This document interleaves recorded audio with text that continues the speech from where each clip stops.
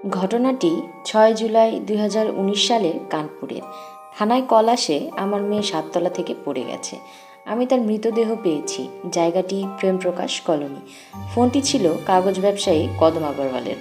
মামলাটি high profile ছিল, তাই খবর পাওয়ার সাথে সাথেই থানায় অস্থিরতার সৃষ্টি হয়। পুলিশ কর্মকর্তাদের গাড়ি একের পর এক সেখানে পৌঁছাতে থাকে।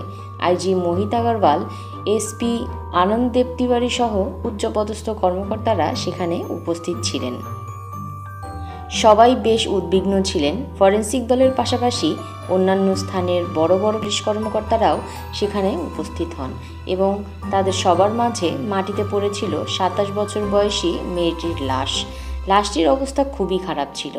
মুখ সম্পূর্ণভাবে বিকৃত হয়ে গিয়েছিল, মাথার খুলি ভেঙে গিয়েছিল, শরীরের অন্যান্য অংশের হাড়গুলোও খুব খারাপভাবে ভেঙে গিয়েছিল। আজকে আমরা জানতে চলেছি এক মর্মান্তিক মৃত্যু সম্পর্কে, যা একটি তরতাজা প্রাণের জন্মদিনের ভয়ঙ্কর উপহারে পরিণত হয়েছিল। এটা কি আসলে হত্যা ছিল নাকি আত্মহনন? চলুন আমরা এই ঘটনার পুরো সত্যটি জানার চেষ্টা করি। যদি এটি খুনের ঘটনা হয়ে থাকে, তাহলে কে ছিল এর পিছনে এবং কী ছিল তার উদ্দেশ্য, তা আজকের ভিডিওতে জানতে পারব। গল্পটি হর্ষিতা আগরওয়ালের এবং এই গল্পের গুরুত্বপূর্ণ 4টি চরিত্র রয়েছে। হর্ষিতা আগরওয়াল, স্বামী উৎকর্ষ আগরওয়াল, শ্বশুর সুশীল আগরওয়াল ও শাশুড়ি রানু আগরওয়ালের। ৬ জুলাই ২০১৯ সালের সকাল 11টা 21 কাগজ ব্যবসায়ী কদম আগরওয়ালের ফোনে একটি কল আসে, যা তার মেয়ে হর্ষিতার ছিল। হর্ষিতা খুব টেনশনে ছিল। সে বলল, বাবা, আমাকে নিয়ে চলো, আমার শাশুড়ি আমাকে ঝাড়ু দিয়ে মারছে, শ্বশুরবাড়ির লোকেরা আমাকে মারার চেষ্টা করছে। কদম তৎক্ষণাৎ হর্ষিতার শ্বশুরের সাথে কথা বলার চেষ্টা করেন, কিন্তু তাদের সাথে কথা বলা সম্ভব হয়নি। এরপর যখন কদম আগরওয়াল হর্ষিতার কাছে যাওয়ার সিদ্ধান্ত নেন, ততক্ষণে 12টা 42 আবার একটি ফোন আসে। তবে ফোনটি তার প্রিয় মেয়ে হর্ষিতার ছিল না, বরং তার শ্বশুর সুশীল আগরওয়ালের ছিল। তিনি তাদের এলডোরাডো অ্যাপার্টমেন্টে আসার জন্য বলেন। কদম আগরওয়াল তার স্ত্রী সন্তোষ এবং মেয়ে দীপিকার সাথে সেখানে পৌঁছান, কিন্তু সামনে এগিয়ে যেতেই তাদের পায়ের তলার মাটি সরে যায়। সামনে পড়েছিল তাদের মেয়ে হর্ষিতার লাশ। হর্ষিতার শ্বশুরবাড়ির লোকেরা এই ঘটনাকে আত্মহত্যা বলে দাবি করেন। পুলিশ কঠোরভাবে তদন্ত শুরু করে এবং তদন্তের পর এক চাঞ্চল্যকর তথ্য উন্মোচন করেন, যা জানলে আপনার হৃদয় কেঁপে উঠতে বাধ্য হবে। কদম আগরওয়াল তার পরিবার নিয়ে সরোজিনী নগরের মূর্তিবিহারে থাকেন। তার পরিবারে স্ত্রী সন্তোষ এবং তার 2 মেয়ে ছিল। বড় মেয়ে দীপিকা আগরওয়াল, যার বিয়ে অনেক আগেই হয়ে গিয়েছিল এবং সে তার বিবাহিত জীবনে খুশিতেই ছিল। আর ছোট মেয়ে হর্ষিতা, যার জন্ম 7 জুলাই 1991। হর্ষিতার ফটোগ্রাফির খুব শখ ছিল এবং সে এটিকে তার পেশা হিসেবে বেছে নিতে চেয়েছিল। আর এই কারণে সে মুম্বাইয়ের একটি কলেজে অ্যানিমেশনে মাস্টার্স করেছিল। মাস্টার্স কমপ্লিট করার পর সে ডিএসপি এর কল্যাণপুরে একটি স্কুলে পড়াতে শুরু করে। কিন্তু কদম আগরওয়াল যত দ্রুত সম্ভব তার ছোট মেয়েকে বিয়ে দিতে চেয়েছিলেন। তিনি চেয়েছিলেন তার ছোট মেয়েও বড় মেয়ের মতো বিয়ে করে পরিপূর্ণ ভালোবাসা পাবে, কিন্তু তারা কোনো পছন্দসই ছেলে পাচ্ছিলেন না। অনেক চেষ্টার পর তারা কানপুরের একটি ছেলে উৎকর্ষ আগরওয়ালকে পছন্দ করেন। উৎকর্ষের বাবা সুশীল আগরওয়ালের ফিলামেন্টস প্রাইভেট লিমিটেড নামে একটি পলিস্টার থ্রেড তৈরির কারখানা ছিল। তারা কানপুরের কোনা থানা এলাকার এলডোরাডো অ্যাপার্টমেন্টের একটি ফ্ল্যাটে থাকতেন। তাদের পরিবারে স্ত্রী রানু আগরওয়াল ও মেয়ে পরিধিও ছিল। উৎকর্ষের বাবা ভালো ব্যবসা ছিল এবং সংসারে কোনো ঝামেলা ছিল না, তাই কদম আগরওয়াল এই সম্পর্ক পছন্দ করেন। এই হর্ষিতার মা রানু আগরওয়ালকে আগে থেকেই চিনতেন। লোকেরা তাকে চতুর মহিলা বলতো, তবে হর্ষিতার মা ভাবেন প্রতিটি শিক্ষিত মহিলাকেই লোকেরা এমনিই বলে থাকে, তাই বিষয়টিকে তিনি আমলে নেন না। হর্ষিতাও এই 25 বছর বয়সী হ্যান্ডসাম উৎকর্ষকে বিয়ে করার জন্য রাজি হয়ে যায়। 2 পরিবার মিলে 24 জানুয়ারি 2017 সালে আর্চার রিসর্টে তাদের ডেস্টিনেশন ওয়েডিং প্ল্যান করে। বিয়েতে কানপুর শহরের নামিদামি শিল্পপতিদের পাশাপাশি বিভিন্ন পরিচিত ব্যক্তিত্ব উপস্থিত ছিলেন। কিন্তু আশ্চর্যের বিষয় এটা ছিল যে বরপক্ষ প্রতিটি খরচের বিল কনেপক্ষের উপর চাপিয়ে দিচ্ছিল, এমনকি তাদের নিজস্ব খরচের বিলও কনেপক্ষের উপর চাপিয়ে দিচ্ছিল। এতে কদম আগরওয়াল ও তার স্ত্রী কিছুটা অদ্ভুত মনে হলেও মেয়ের সুখের কথা ভেবে তারা কিছুই বলেননি। এই বিয়েতে প্রায় 40 থেকে 45 লাখ টাকা খরচ হয়ে গিয়েছিল, যা হর্ষিতার পরিবারকেই মেটাতে হয়েছিল। কিন্তু এটা তো কেবল শুরু ছিল। বিয়ের মাত্র 6 মাস পর থেকেই হর্ষিতার শ্বশুরবাড়ির লোকেরা টাকার দাবি জানাতে থাকে। তারা হর্ষিতাকে বলে, ফ্যাক্টরির মেশিনের ঋণ পরিশোধ করতে 2 কোটি টাকা লাগবে, তুমি তোমার বাবার কাছ থেকে 2 কোটি টাকা এনে দাও, তোমার বাবার অনেক টাকা আছে আর এটা তোমার দায়িত্ব। হর্ষিতা এসব শুনে হতবাক হয়ে যায় এবং টাকা আনতে অস্বীকার করে, আর এটাই ছিল হর্ষিতার সবচেয়ে বড় অপরাধ। এই দিন থেকেই হর্ষিতার উপর অত্যাচার শুরু হয়ে যায়। শাশুড়ি রানু আগরওয়াল হর্ষিতার জীবন দুর্বিষহ করে তোলেন। বাড়িতে কাজের লোক থাকা সত্ত্বেও রানু সব কাজ হর্ষিতাকে দিয়েই করাতো। অতিথিদের সামনে হর্ষিতাকে অপমান করত। আশ্চর্যের ব্যাপার হলো, হর্ষিতার স্বামী উৎকর্ষ, যে তাকে ভালোবাসার প্রতিশ্রুতি দিয়েছিল, সব কিছু শুনেও সে চুপ থাকতো এবং মায়ের সঙ্গ দিত। হর্ষিতার বাবা মা খুবই অবাক হয়েছিলেন, কারণ বিয়ের পর হর্ষিতাকে খুবই বিষণ্ণ দেখাতো। কিন্তু অনেক জিজ্ঞেস করার পরেও সে কিছু বলতো না। তবে মা দিব্যি দিয়ে বলার পরে সে বলে শ্বশুরবাড়িতে তাকে অত্যাচার করা হচ্ছে এবং বাবার কাছ থেকে তাকে 2 কোটি টাকা এনে দিতে চাপ দেওয়া হচ্ছে। এসব শুনে বাবা মা তাকে পরামর্শ দেন উৎকর্ষকে ছেড়ে দিতে। তবে হর্ষিতা বলে, মা, এটা কিছুদিনের ব্যাপার মাত্র, আমি উৎকর্ষকে ভালোবাসি, সব ঠিক হয়ে যাবে। কিন্তু সময়ের সাথে সাথে হর্ষিতার অবস্থা আরও খারাপ হয়ে যায়। এখন উৎকর্ষের বোন পরিধিও হর্ষিতার বিরুদ্ধে রানু আগরওয়ালের কাছে কথা তুলতে শুরু করে। হর্ষিতার উপর অত্যাচারের মাত্রা আরও বেড়ে যায়। পরিস্থিতি এতটাই খারাপ হয়ে গিয়েছিল যে রানু আগরওয়াল হর্ষিতাকে মারধর করতে শুরু করেন। নিরীহ হর্ষিতা সব কিছু চুপচাপ সহ্য করায় তাদের সাহস আরও বেড়ে যায়। অন্যদিকে হর্ষিতার স্বাস্থ্য ক্রমাগত খারাপ হওয়ার কারণ জানতে চাওয়ায় সে তার বাবা মার কাছে সব কিছু বলে দেয়। এরপর হর্ষিতার বাবা মা তাকে বাড়িতে ফিরিয়ে আনে এবং তাকে ছেড়ে দেওয়ার পরামর্শ দেন। কিন্তু কিছুদিন পর উৎকর্ষ তাদের বাড়িতে এসে তার পরিবারকে প্রতিশ্রুতি দেয় যে আর এমনটা হবে না। স্বামীর ভালোবাসায় মগ্ন হর্ষিতা আবারও শ্বশুরবাড়ি ফিরে যাওয়ার জন্য রাজি হয়ে যায়। হর্ষিতা ফিরে আসার পর কয়েক মাস সব কিছু ঠিকঠাকই ছিল, কিন্তু কিছুদিন পর তার শ্বশুরবাড়ির লোকেরা তাদের পুরনো স্বভাবে ফিরে যায় এবং আবারও অত্যাচার করতে শুরু করে হর্ষিতার উপর। তখন তার ননদ পরিধির বিয়ে হওয়ার কথা ছিল। হর্ষিতা শ্বশুরবাড়ির লোকেরা তার উপর চাপ সৃষ্টি করে বাবা মার কাছ থেকে 25 লাখ টাকা এনে দিতে বলে। হর্ষিতা তার পরিবারকে কিছু না জানিয়ে চুপচাপ থাকে এবং হর্ষিতাকে দেখে তার মা সন্তোষ আবারও জিজ্ঞেস করলে হর্ষিতা বলে তার শ্বশুরবাড়ির লোকেরা 25 লাখ টাকা দাবি করেছে আর তোমরা কোনোভাবেই এই টাকাটা দিবে না। এরপর 8 মার্চ 2019 সালে পরিধির বিয়ে হয়ে যায়। যেহেতু হর্ষিতার বাবার থেকে কোনো টাকা পাওয়া যায়নি, তাই রানু আগরওয়াল হর্ষিতার উপর আবারও অত্যাচার শুরু করে।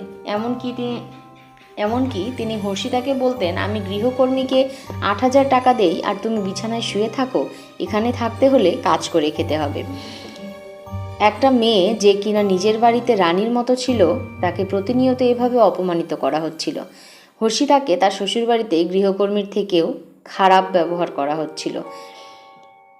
তাকে বাড়ির এমন ছোট ছোট কাজ করতে দেওয়া হয় যা গৃহকর্মীরাও করে না। তার শাশুড়ি তাকে প্রতিদিন মারধর করতে শুরু করে। এমনকি হর্ষিতাকে তার নিজের খরচের জন্য টাকা দেয়া বন্ধ করে দেওয়া হয়। হর্ষিতার বাবা তার এই অবস্থা দেখে অত্যন্ত দুঃখিত হন। তারা তাকে প্রতিদিনের অবসাদ থেকে দূরে রাখতে এবং জীবনে আনন্দ ফিরিয়ে আনার জন্য আমেরিকা নিয়ে যাওয়ার পরিকল্পনা করেন। কদম আগরওয়াল তার 2 মেয়েকে তাদের স্বামীদের সাথে ঘুরতে পাঠান এবং নিজেও তাদের সাথে যান। তিনি ভেবেছিলেন হয়তো এতে তার মেয়ের জীবন কিছুটা হলেও পরিবর্তন হবে। 15 জুন তারা সবাই ভারতে ফিরে আসে। হর্ষিতা কিছুদিন কোনো অভিযোগ করে না, যদিও সে সবসময়ই তার বিবাহিত জীবনের সমস্যাগুলো নিজেই মেটানোর চেষ্টা করত, পরিবারকে বিরক্ত না করে। 7 জুলাই হর্ষিতার জন্মদিনও ছিল, তাই তার পরিবার জন্মদিনের একটি সারপ্রাইজ পার্টি পরিকল্পনা করেছিল এবং লোকজনকে আমন্ত্রণও জানিয়েছিল। কিন্তু তার জন্মদিনের ঠিক একদিন আগে 6 জুলাই সকাল 11:21 হর্ষিতার বাবাকে ফোন করে ওই কথাগুলো বলে, বাবা প্লিজ আমাকে এখান থেকে নিয়ে চলো, আমার শাশুড়ি আমাকে ঝাড়ু দিয়ে মারছে, শ্বশুরবাড়ির লোক আমাকে মারার চেষ্টা করছে। পিতা উদ্বিগ্ন হয়ে সুশীলবাবুর সাথে কথা বলার চেষ্টা করেন, কিন্তু তখন কথা বলা সম্ভব হয় না। কদম আগরওয়াল যখন ভাবছেন মেয়ের কাছে যাবেন, তখন ঠিক 12:41 তার কাছে আবারও কল আসে এবং এবার কলটি তার প্রিয় মেয়ে হর্ষিতার ছিল না, ছিল তার শ্বশুর সুশীল আগরওয়ালের। সুশীল তাকে তাদের এলডোরাডো অ্যাপার্টমেন্টে তাড়াতাড়ি পৌঁছাতে বলেন। কদম আগরওয়াল তার স্ত্রী ও বড় মেয়ে দীপিকাকে নিয়ে সেখানে পৌঁছালে তার মাথায় আকাশ ভেঙে পড়ে। তাদের প্রিয় ছোট রাজকুমারী আর নেই। হর্ষিতার দেহ বিল্ডিং থেকে নিচে পড়েছিল। তাকে তার নিজের অ্যাপার্টমেন্টের 7ম তলার জানালা থেকে ফেলে দেয়া হয়েছিল। হর্ষিতার স্বামী, শ্বশুর, শাশুড়ি মৃতদেহের পাশেই দাঁড়িয়েছিলেন। তারা কদম আগরওয়ালকে বলেন হর্ষিতা আত্মহত্যা করেছে, সে 7ম তলা থেকে লাফিয়ে পড়েছে। এটি শুনে কদম আগরওয়াল বলেন, আমার মেয়ে আত্মহত্যা করেনি, বরং তোমরা তাকে হত্যা করেছ। আমি তোমাদের কাউকে ছাড়ব না। একথা বলে তিনি সমস্ত ঘটনা পুলিশকে জানান এবং তার পরিবার ও আত্মীয়দের জানান। মা সন্তোষ তার ফুলের মতো মেয়ের মৃতদেহ দেখে অজ্ঞান হয়ে যায়। বোন দীপিকা কোনো রকমে তার মা ও বাবাকে সামলানোর চেষ্টা করে। দ্রুত পুলিশের বড় বড় কর্মকর্তারা সেখানে পৌঁছে যান। আইজি মোহিত আগরওয়াল, এসপি আনন্দদেব তিওয়ারি এবং অনেক উচ্চপদস্থ কর্মকর্তারা সেখানে পৌঁছে যান। পুলিশের কর্মকর্তারা হর্ষিতার ফ্ল্যাটের সেই রান্নাঘরের জানালা থেকে তদন্ত শুরু করেন, যেখান থেকে তাকে ফেলা হয়েছিল। তদন্তের পর পুলিশ কর্মকর্তারা হর্ষিতার দেহকে পোস্টমর্টমের জন্য লালা রাজপথ রায় হাসপাতালে পাঠিয়ে দেয়। ঘটনাস্থলে হর্ষিতার শ্বশুরবাড়ির লোকজনদের পাশাপাশি হর্ষিতার বাবা মা ও আত্মীয় স্বজনরাও উপস্থিত ছিল। পুলিশ কর্মকর্তারা প্রথমে স্বামী উৎকর্ষকে জিজ্ঞাসাবাদ করেন।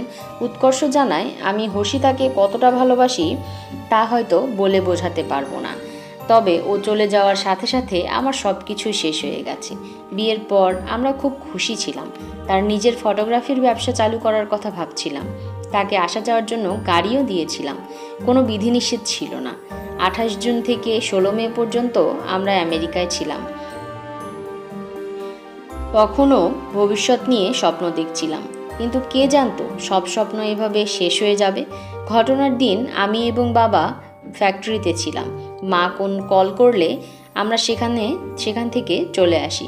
হর্ষিতা আত্মহত্যা করতে পারে না। সে কিভাবে জানালা থেকে নিচে পড়ে গেল আমরা তা জানি না।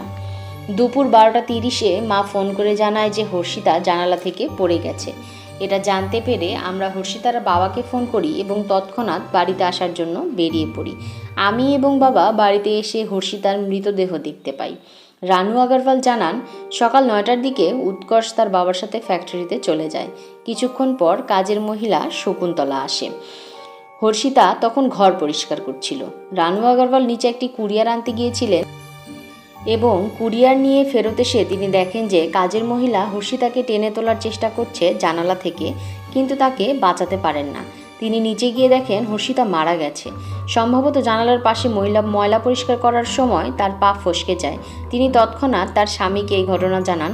পরিবারের বয়ান নেওয়া শেষ হলে পুলিশ লক্ষ্য করেন সেই গৃহকর্মী সেখানেই দাঁড়িয়ে আছেন, যে কিনা ঘটনার সময় উপস্থিত ছিল।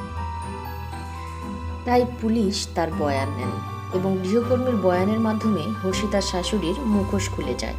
শকুন্তলা জানান, সকাল 9:30টার দিকে যখন তিনি ফ্ল্যাটে পৌঁছান তখন হর্ষিতার স্বামী ও শ্বশুর ফ্ল্যাটে ছিলেন না।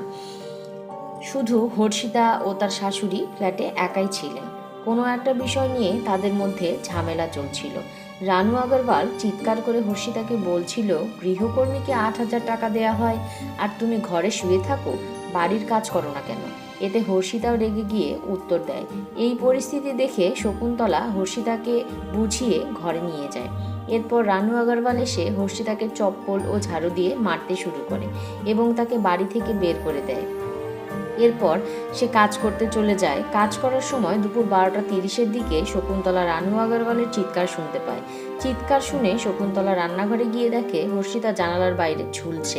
এরপর শকুন্তলা তাকে টেনে তোলার চেষ্টা করে, কিন্তু ব্যর্থ হয়। এ সময় রানু আগরওয়াল পাশেই দাঁড়িয়েছিলেন, কিন্তু কোনো সাহায্য করছিলেন না। শকুন্তলার বয়ানের পর থানার ইনচার্জের নির্দেশে রানু আগরওয়ালকে গ্রেপ্তার করা হয় মহিলা পুলিশের সাহায্যে। শীঘ্রই পুলিশ পাকাপোক্ত প্রমাণ হিসেবে একটি সিসিটিভি ফুটেজ পায়, যেখানে দেখা যায় রানু আগরওয়াল হর্ষিতার মৃতদেহের পাশে দাঁড়িয়ে স্বামীকে কল দিয়ে বলে সে শেষ হয়ে গেছে, জানালা থেকে নিচে লাফিয়ে পড়েছে। রানু মৃতদেহের পাশে থাকা গাড়ির চাবি ও মোবাইল তুলে নিয়ে চলে যায়। এই খবর দ্রুতগতিতে মিডিয়ায় চলে আসে এবং অনেক মহিলা সংগঠন সামনে আসে ও ঘটনাটির সমালোচনা করে পরিবারকে ন্যায় বিচারের প্রতিশ্রুতি দেয়। হর্ষিতার বাবা, হর্ষিতার স্বামী, হর্ষিতার শ্বশুর শাশুড়ি, ননদ ও ননদের স্বামীর বিরুদ্ধে কোনা পুলিশ স্টেশনে এফআইআর দায়ের করেন। পরবর্তীতে ননদ পরিধি ও ননদের স্বামীর নাম এফআইআর রিপোর্ট থেকে বাদ দেওয়া হয়। বাকিদের জেলে পাঠানো হয়েছে। দায়ের করা হয়েছে পণ ও হত্যা মামলা। পুলিশ এখন আসামিদের বিরুদ্ধে আরও প্রমাণ জোগাড় করছে, যাতে তাদের কঠোর সাজা দেওয়া হয় এবং কোনো আদালত বা আইনজীবী যেন তাদের বাঁচাতে না পারে। অভিযুক্তরা সবাই জেলে আছে এবং তাদের বিরুদ্ধে মামলা চলছে। ঘটনাটি সম্পর্কে আপনার কি মতামত অবশ্যই কমেন্ট বক্সে জানাবেন এবং সাবস্ক্রাইব করে পাশেই থাকুন। ধন্যবাদ।